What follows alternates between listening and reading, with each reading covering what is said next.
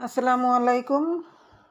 সবাইকে স্বাগতম teaching BD চ্যানেলের পক্ষ থেকে। প্রিয় শিক্ষার্থীরা, তোমরা কেমন আছো? আশা করি সবাই ভালো আছো।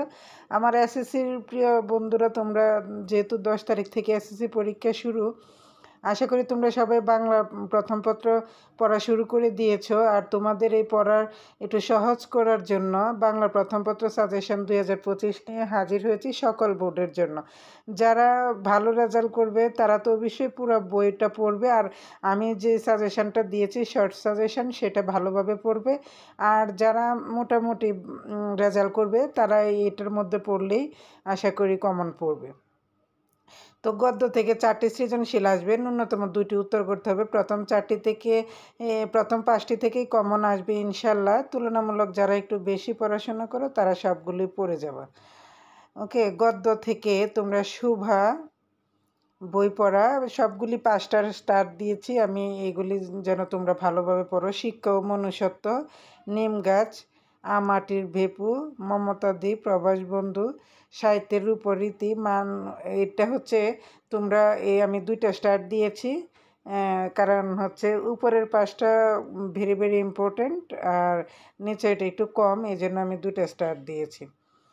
তো আশা করি তোমরা যারা মিডিল স্টুডেন্ট আছো তাদের খুবই উপকারে আসবে। আর যারা প্লাসের চিন্তায় আছো তারা তো পুরো বই পড়বে, আর আমি যেগুলি দিয়েছি শর্ট সাজেশন সেটা ভালোভাবে আয়ত্ত করে যাবে, যেন ভুল না হয়। এখান থেকে কমন পড়বে ইনশাল্লাহ। তো কবিতা থেকেও সেম 3টা সৃজনশীল আসবে, ন্যূনতম 2টি উত্তর করতে হবে। তো পদ্ম থেকে পল্লী জননী মানুষ, এখানে 6টা স্টার 5টা স্টার আছে, যেগুলি ভেরি ভেরি ইম্পর্ট্যান্ট 6টা। তারপরে ইম্পর্ট্যান্ট হচ্ছে 5টা দিয়েছি, আর একটু কম ইম্পর্ট্যান্ট যেটা এটা 3টা দিয়েছি। তো এখানে 6টা দিয়েছি। কপোতাক্ষ নদ, জীবন সঙ্গীত, রানার বা বঙ্গবাণী, সেই দিন এই মাঠ। তো আমি একদম শর্ট করে সিলেবাসটা দিয়েছি যেন মিডিল এবং একটু যারা দুর্বল আছো তাদের জন্য। আর যারা A+ পাবে তারা তো পুরো বইই পড়বে। নাটক বা উপন্যাস, কাকতাড়ুয়া, বহিপীর। উপন্যাস থেকে 2টি সৃজনশীল আসবে, ন্যূনতম 1টি দিতে হবে। নাটক থেকেও 2টা সৃজনশীল আসবে, ন্যূনতম 1টা উত্তর করতে হবে। তো এটা বাংলার একদম শর্ট সিলেবাস, আশা করি সবার উপকারে আসবে। যারা আমার এসএসসি পরীক্ষার্থী বন্ধুরা আছো সবাই ভালোভাবে প্রিপারেশান নাও, আর অবশ্যই শরীর স্বাস্থ্যের দিকে খেয়াল রাখবে, কারণ এখন পড়াশোনার পাশাপাশি খাবার দাবারটাও খেতে হবে বেশি বেশি, আর অবশ্যই নিজেকে সুস্থ রাখতে হবে।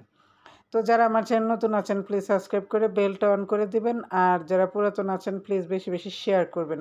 আপনাদের একটা মূল্যবান শেয়ারই পারে আমার চ্যানেলটাকে এগিয়ে নিয়ে যেতে।